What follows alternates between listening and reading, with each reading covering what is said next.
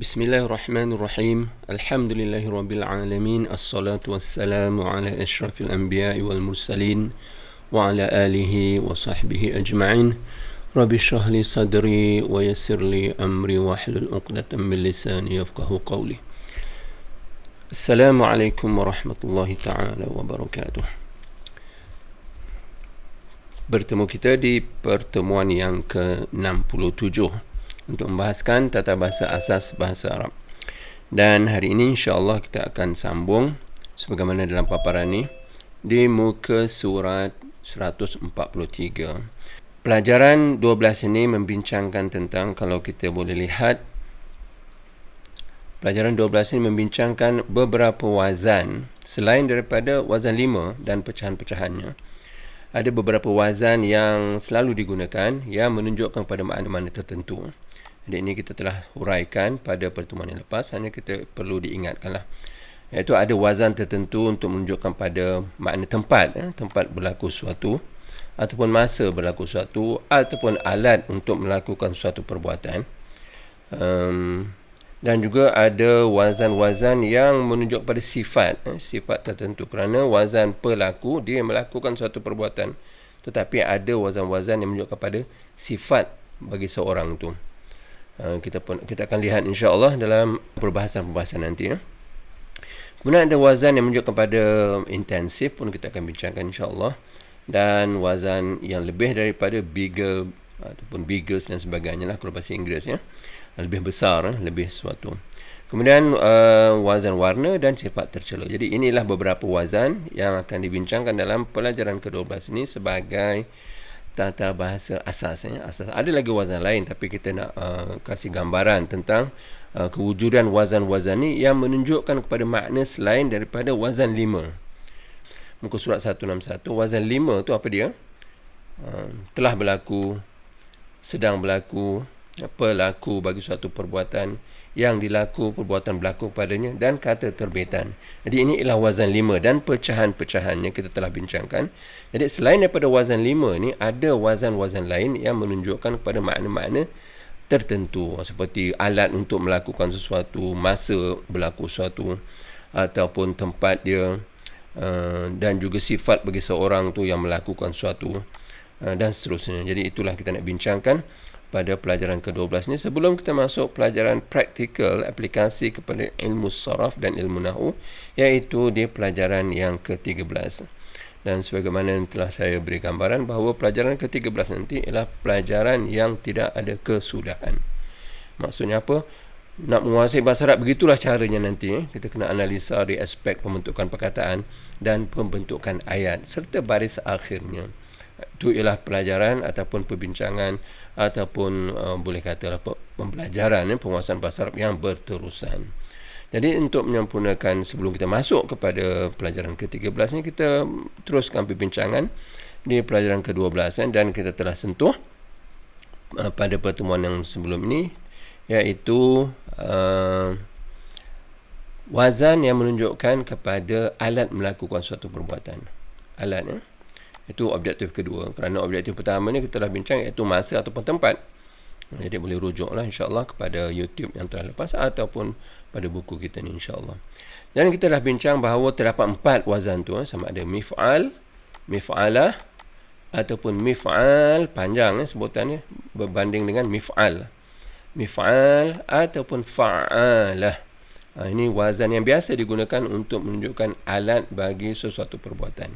Dan kita pun telah bincangkan mif'al, contoh-contoh ni seperti di sinilah minshaf, maknanya alat untuk mengeringkan badan atau mengeringkan sesuatu, midrab, alat untuk memukul, raket, mirsal, alat untuk membasuh, singki dan sebagainya. Dan juga ada wazan mif'alah, iaitu alat untuk menyapu, miknasah, wazan dia mif'alah, daripada kaf nun sin. Miqlamah untuk menyimpan, mil'aqah untuk sudu, itu untuk menggunakan untuk masuk di mulut, dan asal makna lam ain qaf tu ialah jilat, lick, kalau bahasa Inggeris kata lick, L-I-C-K. Jadi ini alat untuk menjilat seolah begitu, tapi digunakan untuk sudu, tu alat. Kemudian mihfadah, alat untuk menyimpan seperti beg duit dan sebagainya. Mighrafah untuk menceduk. Dan kita pun dah bincang sedikit tentang wazan mif'al, sebutan panjang mif'al, seperti miftah yang paling kita biasa dengar, misbah iaitu lampu, miftah kunci, minsyar gergaji dan sebagainya lah, dalam perbincangan yang telah lepas. Jadi hari ini kita nak sambung iaitu wazan yang keempat, untuk menunjukkan alat bagi membuat sesuatu. Dan fa'alah, wazan ni ialah fa'alah, kena sebut dengan ain tu ada sabdu dan panjang sikit, fa'alah. Jadi ada beberapa contoh di sini. Contoh pertamanya, kalau ba, ra, dal maknanya menjadi sejuk. Jadi kalau alat untuk menyejukkan sesuatu digunakan barradah. Ini tengoklah sama ada dia boleh jadi alat pembeku ataupun peti sejuk dan sebagainya. Jadi barradah daripada 3 huruf asalnya ba, ra, dal. Itu contoh pertama. Contoh kedua, kalau sin, kha, nun maknanya memanaskan satu. Jadi kalau kita bentuk dia dalam wazan fa'ala, maknanya ialah alat untuk memanaskan. Jadi sakhana memang terdapat dengan di negeri-negeri sejuk seperti di Mesir ataupun negara Arab yang sejuk tu, ada yang dipanggil sakhana. Sakhana tu heater, maksudnya dia letak di ruang tamu sebagainya, dia menyala dan dia akan beri ruang tu panas lah. Selain daripada heater yang biasa digunakan di negeri barat, iaitu letak di tepi dinding dan sebagainya. Ada alat yang mudah alih, boleh dialihkan, namanya sakhana, iaitu alat pemanas. Kemudian kalau nun, dha, ra maknanya pandang, melihat, nazar. Dan kalau alat untuk yang digunakan untuk memandang, iaitu nazarah, digunakan untuk cermin mata, alat untuk melihat dengan lebih jelas, cermin mata. Baik, ini rasanya taklah begitu masalah, kecuali kita perlu mampu lah. Nun, dha, ra ni 3 huruf dasar ni kita perlu mampu untuk membentuk dia dalam wazan fa'alah. Jadi kena ada latihan lah. Nun, dha, ra, jadi nun letak di bahagian fa, dha ni letak di bahagian ain, dan ra ni letak di bahagian lam. Jadilah dia nazarah. Ini yang perlu dikuasai lah. Cara nak bentuk perkataan berdasarkan kepada wazan. Apa sajalah 3 huruf dasar, kalau bentuk begini, begitulah cara nak membentuknya, dan kita lihatlah makna-makna yang ditunjukkan oleh wazan yang telah, atau perkataan yang telah dibentuk berdasarkan kepada wazan fa'alah. Contoh kita seterusnya ialah kha, lam, ta. Apa makna kha, lam, ta? Iaitu campurkan. Jadi blender tu, blender yang kita campurkan semua-semua, dia cabai lah, ada apa sajalah, lengkuas apa, kita blend dia, itu dipanggil khallatah. Iaitu alat untuk mengkisar atau sebagainya lah. Walaupun kadang-kadang ada makna perkataan lain, atau maksudnya ada perkataan yang menunjuk kepada alat ni, tapi di antaranya digunakan wazan fa'alah, iaitu menunjukkan makna blender. Baik, seterusnya dal, ra, jim, iaitu makna, di antara makna ni adalah beredar ataupun bergerak. Jadi kalau digunakan wazan fa'alah, dia gunakan untuk menunjukkan kepada makna basikal. Jadi biasalah kalau basikal atau motor, kadang-kadang digunakan wazan dia fa'alah berdasar pada dal, ra, jim, iaitu darajah. Jadi kalau motor dia biasa ditambah darajah nariyah, iaitu macam basikal berapi, macam tu. Kalau darajah saja maknanya biasanya disebut untuk basikal. Baik, seterusnya kalau ghin, sin, lam maknanya basuh. Kalau fa'ala, wazan fa'ala, jadi ada ghassalah. Ghassalah ni digunakan untuk menunjukkan makna mesin basuh. Sebut bahasa Arab ghassalah, washing machine gitu ya. Baik, dan seterusnya, jadi ini di antara yang disebut sekarang ni ialah 3 huruf dasarnya datang daripada kata kerja. Dan kadang-kadang ada juga yang tidak datang daripada kata kerja. Seperti sa, lam, jim maknanya salji, snow. Tapi kalau kita bentuk dia dalam wazan fa'alah, iaitu thallajah, maknanya ialah alat untuk menjadikan sesuatu itu macam salji. Dan kita gunakan peti sejuk lah, ataupun refrigerator yang kita gunakan tiap-tiap hari itu. Itu ialah thallajah. Asalnya ialah salji, sa, lam, jim. Dan seterusnya sin, mim, ain maknanya dengar. Sami'. Sami' Allahu liman hamidah. Maknanya dengar. Kalau kita bentuk dia fa'alah, iaitu sama'a, itu alat untuk mendengar.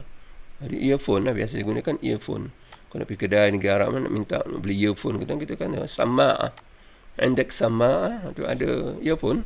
Macam itulah. Sama'a itu maknanya earphone, alat untuk mendengar. Walaupun kadang-kadang boleh digunakan ataupun ada perkataan lain digunakan juga, dan juga kadang-kadang sama'a ni boleh digunakan untuk perkara-perkara lain.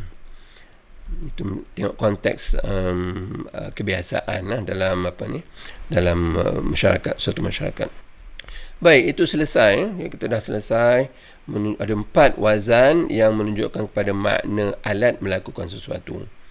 Yang pertama, yang objektif pertama ialah alat wazan untuk menunjukkan tempat atau masa, dan objektif kedua ni kita dah selesai, iaitu wazan untuk menunjukkan alat untuk melakukan sesuatu. Itu ada 4 ya. Jadi kita boleh rujuklah semula insya-Allah. Baik. Sekarang ni kita masuk ke objektif ketiga. Objektif ketiga kita ialah terdapat wazan untuk untuk menunjukkan kepada sifat berkekalan. Jadi perbahasannya beginilah ya. Terdapat beberapa wazan yang menunjukkan kepada makna sifat berkekalan atau diistilahkan sebagai, ini istilah bahasa Arabnya lah, sifat al-musyabbahah bismil fa'il, iaitu sifat yang serupa dengan ismul fa'il, dengan fa'il. Fa'il tu yang wazan 5 tu, fa'al, yaf'al, fa'il. Ini dia kata sifat yang serupa dengan wazan fa'il. Itu wazan di antara wazan 5. Jadi boleh kita katakanlah wazan ni terpecah daripada ismul fa'il. Dan bukan semualah ada begitu, hanya perkataan tertentu saja. Baik, kebanyakannya dibentuk daripada kumpulan kata kerja yang pertama. Kebanyakannya, walaupun adalah pengecualian, iaitu wazan fa'al, boleh juga fa'il, boleh juga fa'ul.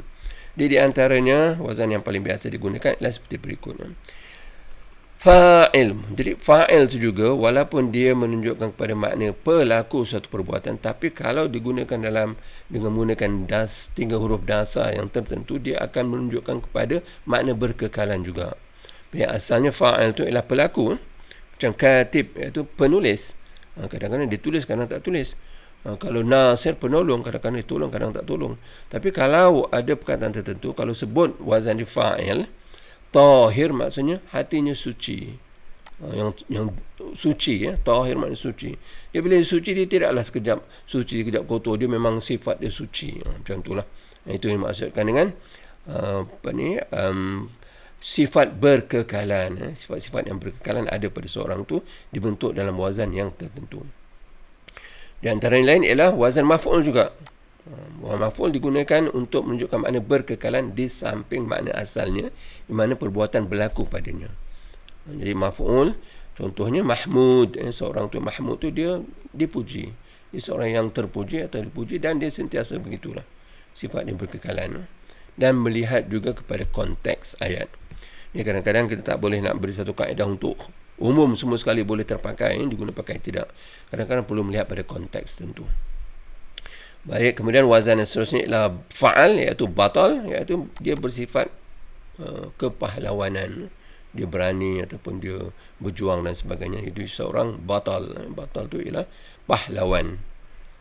Dan fa'il pun ada juga wazan. Jadi banyak wazan ni. Nak mendedahkan bahawa ada wazan tertentu yang nampak macam sama ataupun wazannya agak serupa, tapi perlu merujuk pada kamus untuk melihat makna sebenarnya. Contoh lain ialah fa'il, farih.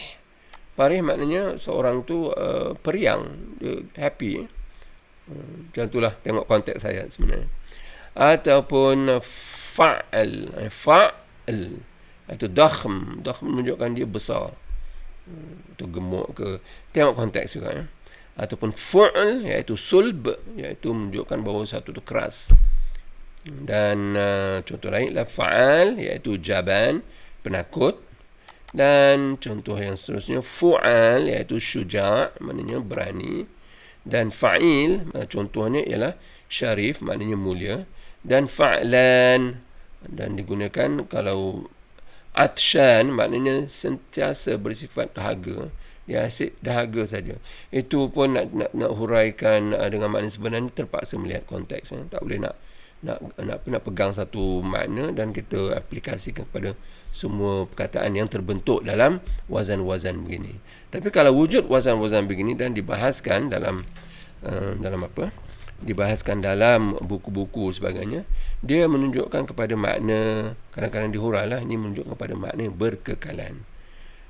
Jadi itulah sebagai pendedahan, iaitu objektif ketiga ni ada wazan-wazan tertentu selain daripada fa'il ataupun maf'ul yang menunjukkan kepada sifat-sifat tertentu, iaitu sifat berkekalan.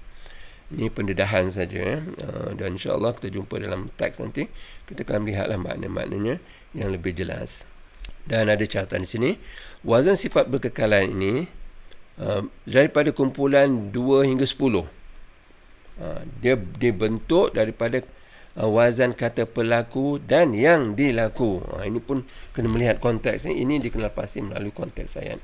Dia maksudnya kadang-kadang kalau kita lihat wazan umum kita, iaitu kalau kumpulan pertama dan hingga 10 ni, yang bahagian C dan D ni, dia kadang-kadang fa'il asal maknanya dia melakukan satu perbuatan, dan maf'ul asal maknanya perbuatan berlaku kepadanya. Contohnya lah, kalau sarik, pencuri, kalau masruq, maknanya yang dicuri. Tetapi kadang-kadang digunakan wazan fa'il untuk menunjukkan pada sifat yang berkekalan, yang berterusan ada pada seorang. Dan juga maf'ul, seperti Mahmud tadilah, dia sifat dia terpuji, dia sentiasa dipuji. Jadi kalau yang pertama ni fa'il maf'ul, dia juga menunjukkan kepada makna yang selain daripada makna pelaku dan yang dilaku, dia menunjuk kepada sifat berkekalan. Begitu juga mufa'il, maksudnya pelaku bagi kumpulan kata kerja 2 sampai 10. Mufa'il, mufa'il, muf'il dan sebagainya, kadang-kadang dia boleh menunjukkan kepada selain makna pelaku, dia menunjukkan kepada makna sifat pada seorang tu. Begitu juga mufa'al, tapi tak banyak lah. Tapi dia dedahkan supaya kadang-kadang kalau kita jumpa teks yang ataupun perkataan yang begini, kita tahulah bahawa ada perbahasan bahawa wazan ini selain daripada menunjukkan kepada makna pelaku satu perbuatan, dia juga menunjukkan kepada sifat seorang ataupun sesuatu yang berterusan. Itu maksudnya.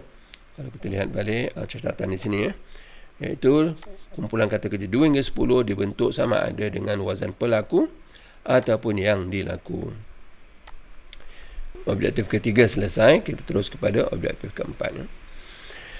Baik, objektif keempat ni ialah wazan yang digunakan untuk membentuk perkataan yang menunjukkan kepada suatu perbuatan pelaku satu perbuatan yang melakukan perbuatan secara intensif ataupun bersangatan. Jadi ini kita tengok contoh dulu bagaimana, kemudian kita lihatlah ada tidaknya dalam bahasa Melayu. Baik, terdapat wazan yang menunjukkan kepada makna pelaku satu kata kerja tetapi dengan cara yang bersangatan. Jadi istilahnya ialah sirah al-mubalaghah, ini istilah dia. Jadi seorang yang bersifat pemarah berbeza dengan seorang yang digelar pembengis. Ini kalau boleh kita nak dapat gambaran, iaitu pemarah tu dia marah, dia suka marah, tapi bengis lain sikit. Dan perkataan marah ni perkataan lain, bengis pun perkataan lain. Tapi dalam bahasa Arab nanti kita akan lihat wazan dia iaitu asal dia ialah 3 huruf dasar yang sama. Yang bezakan dia ialah wazan tu. Kerana di sini huraian, kerana walaupun kedua-dua perkataan ini menunjuk pada satu makna yang agak sama, tetapi perkataan pembengis menunjuk kepada makna yang lebih intensif dan ataupun bersangatan. Dan antara contoh-contoh dalam bahasa Arab yang biasa digunakan ialah wazan pelakunya fa'il. Fa'il, maknanya yang sifat tu berlaku daripadanya. Hadir, berjaga-jaga. Tapi kalau hadir, maksudnya dia amat berjaga-jaga. Kita nak terjemahkan, kita boleh letaklah prihatin ke ataupun apa yang sesuai lah. Kemudian contohnya kalau kadhib, menipu, seorang yang menipu. Kalau wazan dia fa'ul, iaitu kadhub, dia seorang yang amat penipu ke ataupun suka kelentong ke, apa sajalah yang sesuai menunjukkan pada makna lebih penipu tu. Kadhib, menipu, seorang penipu. Tapi kalau kadhub, makna lain sikit, lebih lagi. Seterusnya kalau wazan fa'il iaitu lamiz. Lamiz maknanya mengejek, orang yang mengejek. Atau kalau dibentuk wazan dia fu'alah, iaitu lumazah, dia ni asyik mengejek je. Tak ada kerja lain, asyik nak ejek orang je. Itu yang dalam ayat tu, wailul likulli humazatil lumazah. Itu di antaranya lah. Jadi bila sebut lumazah tu, kita nampak lah, sifat tu bukan dia hanya pengejek, dia suka mengejek, tapi berlebihan sifat tu daripada dia. Dia melakukan perbuatan dengan lebih-lebih sangat, over lah. Baik, kalau darib, orang yang pukul. Kalau darab, dia banyak pukul ni. Dia boleh kata dia pembuli ke, ataupun tak tahulah nak sebut macam mana, tengok konteks. Tapi bahasa Melayu digunakan perkataan lain kemungkinan. Tapi bahasa Arab digunakan yang sama tu. Daraba, iaitu pukul. Kalau wazan dia fa'il, darib. Kalau wazan dia fa'al, menunjukkan maknanya lebih sangat perbuatan tu. Jadi darab, 3 huruf dasarnya sama. Ini bersalahan ataupun berlainan dengan bahasa Melayu lah. Baik, kita lihat contoh-contoh lagi, iaitu sadiq, orang yang benar. Tapi kalau siddiq, itu yang digelaran kepada Abu Bakar As-Siddiq radhiyallahu anhu, kerana dia memang tak pernah nak mendustakan, dia membenarkan saja apa yang Rasulullah sebut. Itu digelarkan As-Siddiq. Dia sadiq tu benar, orang yang benar. Tapi kalau siddiq, dia memang lebih lagi lah yang dia nak membenarkan, tak ada teragak-agak walaupun sesaat. Itu digelar sebagai siddiq. Baik, dan seterusnya qadim. Qadim di antara maknanya tampil ke hadapan, qadim. Tapi kalau gunakan wazan mif'al, iaitu miqdam, dia amat berani. Dia sentiasa duduk di hadapan, tidak pernah berundur. Di antara maknanya kita boleh, tapi nak terjemahkan dalam bahasa Melayu tu kita lihatlah konteksnya. Tapi dalam bahasa Arab, kalau qadim tu dia bukannya intensif, dia ke hadapan, bukannya dia ke hadapan sebagai sifat yang bersangatan, tapi kalau digunakan mif'al, miqdam, dia memang menunjuk kepada perbuatan dia yang sentiasa ke hadapan. Okey, seterusnya atir, iaitu yang wangi. Atir. Tapi kalau mif'il, di antaranya ialah mi'tir, iaitu dia sentiasa wangi. Dia sentiasa lah, kalau dia lalu tu betul-betul bau lah. Dia pakai minyak wangi dia sebagainya. Baik, seterusnya yang terakhir sebagai contoh saja, alim, orang yang mengetahui, seorang alim. Tapi kalau fa'ala, seorang allamah, itu ilmu dia memang tinggi sangatlah. Dan boleh kita letak sebagai seorang sarjana ataupun seorang profesor untuk bezakan dengan seorang guru ataupun orang yang tahu. Dia seorang allamah. Allamah ni maknanya dia tinggi sangat ilmu dia. Jadi itu di antara wazan-wazan yang mana kita kadang-kadang akan jumpa dalam teks. Dan bila kita jumpa, kita tahulah dia bukan setakat fa'il, dia ada makna-makna sampingan, iaitu menunjukkan bahawa perbuatan dia tu, dalam konteks bahasa Arab, perbuatan ni kita boleh juga sebagai sifat dia. Kalau alim itu kita nak terjemahkan sebagai perbuatan dia tahu tu, kadang-kadang tak begitu sesuai. Tapi bahasa Arab dia boleh kata alim tu orang yang mengetahui, maksud perbuatan ataupun ilmu itu datang daripada dia. Dia seorang yang tahu, yang mengetahui. Jadi itu di antara ciri-ciri bahasa Arab lah. Kalau bahasa Melayu kita tak nampak sangat itu ialah satu perbuatan, tapi kadang-kadang bahasa Arab dia dianggap itu sebagai perbuatan. Baik, itu ialah perbincangan tentang objektif yang keempat. Kita ada objektif 6 tak silap saya 6 jadi kita insya-Allah kalau sempat kita habis hari ini, sesi akan datang kita akan aplikasi lah pelajaran ke-13. Baik, kita lihat dulu perbahasan dia tidak begitu perlu huraian banyak, kerana dia wazan saja yang menunjuk pada makna-makna tertentu. Baik, catatan di sini, perkataan yang dibentuk dengan wazan intensif kadang-kadang perlu diterjemahkan dengan menggunakan lebih daripada satu perkataan, seperti contoh di atas. Kemudian nombor 2, perbezaan antara wazan sifat berkekalan dan pelaku intensif ni ialah sifat berkekalan merupakan sifat semula jadi bagi seorang, manakala pelaku intensif melambangkan perlakuan fizikal, di antaranya lah daripada seorang yang bersangatan. Maksud dia lakukan benda tu, dia dapat melalui, dia kuasai melalui perlakuan dia lah. Kalau alamah tadi tu, dia belajar banyak lah. Dia bukannya terus dia orang yang terus dah tahu semua benda, tidak. Dia dapat proses pengetahuan tu dengan sedikit demi sedikit. Maksud ada proses perbuatan yang berlaku. Untuk dia disebut sebagai allamah, fa'alah.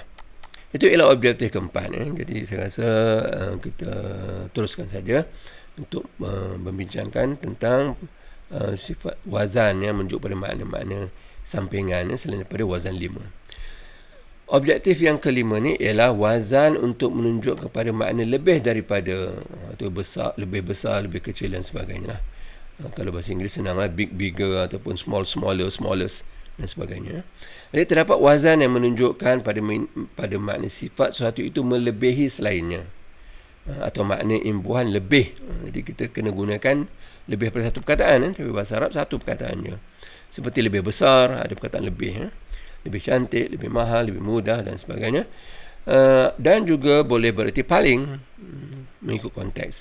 Dia wazan ialah af'al. Jadi digunakan satu perkataan saja. Af'al, dia telah melambangkan ataupun telah terkandung dalamnya perkataan lebih. Dan tengoklah perkataan 3 huruf dasar ni tu apa maknanya, dan kita tambah je lebih. Ini untuk lelaki. Tapi kalau perempuan dia fu'la. Af'al fu'la. Kalau lelaki af'al, kalau perempuan fu'la. Persamaannya dalam bahasa Inggeris ialah bigger dan biggest dan sebagainya, dan kita lihat contoh-contoh. Baik, af'al untuk lelaki dan fu'la untuk perempuan. Jadi mana contoh-contoh dia? Seperti inilah. Kalau kafbara maknanya telah besar. Kalau akbar lebih besar. Kalau perempuan kubra. Akbar, kubra. Jadi itu yang kalau kita lihat jamrah, jamratul kubra ada. Jamrah kubra. Kerana kubra ni jamrah tu tempat melontar tu. Kalau kubra yang paling besar. Kalau jamlah wusta yang pertengahan, wasat. Kalau jamlah sughra yang kecil sekali. Itu di antaranya lah wazan yang digunakan untuk melambangkan lebih besar ataupun yang paling besar, mengikut konteks lah. Jadi akbar lelaki af'al wazan dia, kalau perempuan fu'la, iaitu kubra. Begitulah yang lainnya. Kalau ashal lebih mudah. Kalau untuk perempuan mengikut ayat nanti suhla, wazannya fu'la. Kalau susah, as'ab lebih susah.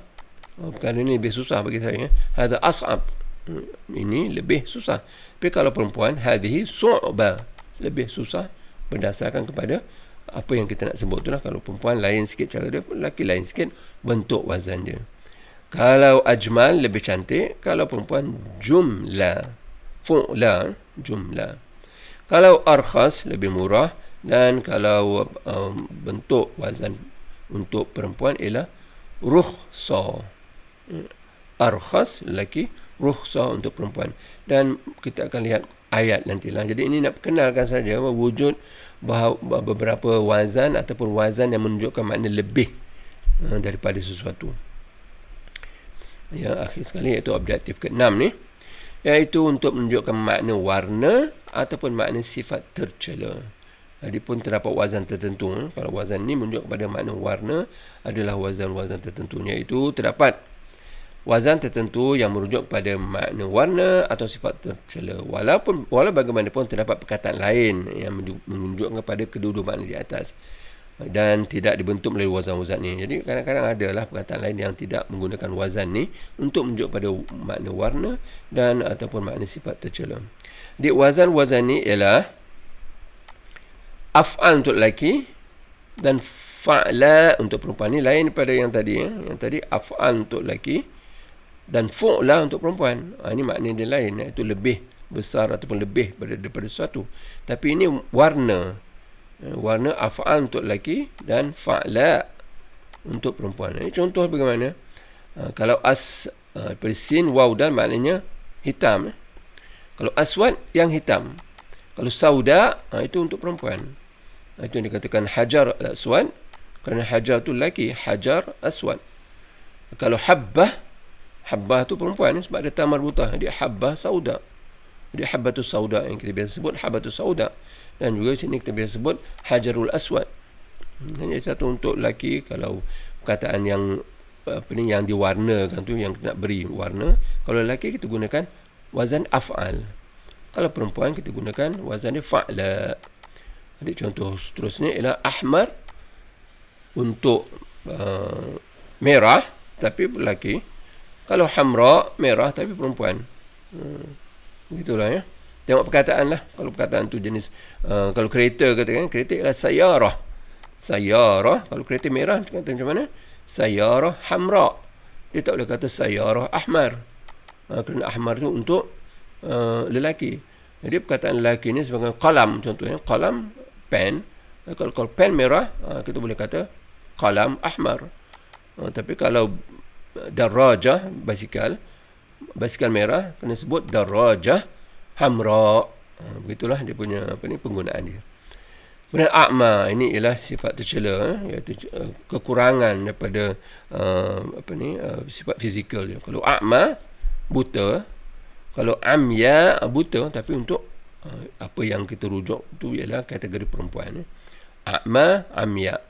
Kalau a'raj tempang, kalau arja wazan dia fa'la, arja iaitu tempang tapi untuk kategori perempuan. Ini kategori lelaki af'al, kategori perempuan fa'la, iaitu arja, amya dan sebagainya. Alhamdulillah, selesai iaitu untuk bincangkan pelajaran ke-12 ini, iaitu pelajaran yang bincangkan wazan-wazan selain daripada wazan 5 sebagai kesimpulannya. Kalau kita lihat di awal pelajaran ke-12 ni, sebagaimana dalam paparan ni, iaitu pelajaran ke-12, sebelum nak masuk pada praktikal nanti, kita nak bincangkan beberapa wazan yang selain daripada wazan 5 yang menunjuk kepada makna-makna tertentu. Jadi di sini kalau kita dah nampak, maksud wazan 5 tu penting. Itu yang pertama nak ditekankan di sini. Wazan 5 dan pecahan-pecahan itu penting, iaitu daripada fa'al, yaf'al, fa'il, maf'ul dengan fi'il. Dan juga kumpulan dia memang penting. Maksudnya dia memberi makna tertentu dan pecahan-pecahan dia. Fa'al untuk lelaki, kalau perempuan fa'alat. Kalau yaf'al untuk lelaki, kalau perempuan taf'al. Kalau fa'il untuk lelaki, kalau perempuan fa'ilah. Begitulah. Maf'ul untuk lelaki, perempuan maf'ulah. Dan begitu juga kaedah ni berlaku, digunakan pakai untuk semua kumpulan pertama sampai kumpulan ke-10. Jadi yang asasnya ialah telah berlaku, sedang berlaku, perlaku, yang dilaku dan kata terbitan. Jadi pelajaran ke-12 ini membincangkan bahawa ada wazan-wazan yang berkaitan dengan yang asas ni. Jadi tempat berlaku, contohnya tempat menghukum disebut mahkamah. Kalau kita pada sini hakam, hakim. Hakam telah menghukum, yahkum sedang menghukum, hakim orang yang menghukum, mahkum orang yang dihukum, dan hukm iaitu hukuman. Tapi dalam selain daripada wazan 5 ni, ada yang menunjukkan tempat untuk melakukan penghukuman tu, iaitu mahkamah. Wazan dia ialah maf'ala. Jadi itu objektif pelajaran ke-12 ini, iaitu nak mendedahkan bahawa terdapat wazan-wazan lain selain daripada wazan 5 yang penting ni. Wazan 5 ni yang dengan makna-maknanya seperti mana tercatat sini, ada wazan lain yang menunjuk pada makna-makna tertentu, sampingan lah. Jadi kita dah bincang ni, iaitu ada yang wazan menunjukkan pada makna tempat, makna masa, iaitu maf'al ataupun maf'il. Ada alat mif'al, mif'alah, mif'al, fa'ala. Ada menunjuk pada sifat. Sifat ni banyak sekali. Ada fa'il, ada fa'il, ada fa'il, dan banyaklah wazan-wazan tu. Dan ada makna intensif seperti fa'al dan sebagainya, dan lebih besar, lebih kecil af'al wazan dia, dan menunjuk kepada makna warna ataupun sifat tercela. Jadi dengan ni pelajaran ke-12 ini telah selesailah. Kita dedahkan sebagai pendedahan awal, sebagai asas untuk terus kita menguasai bahasa Arab, insya-Allah. Yang aspek pertama ni iaitu pembentukan perkataan melalui wazan-wazan.